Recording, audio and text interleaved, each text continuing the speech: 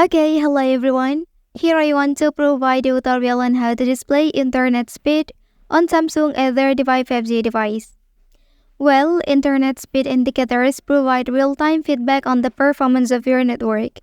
This can be particularly useful when streaming videos, playing online games, or conducting video conferences where consistent and high-speed internet is crucial. Okay, so let's go to the tutorial. Well, here please open Play Store app on your device.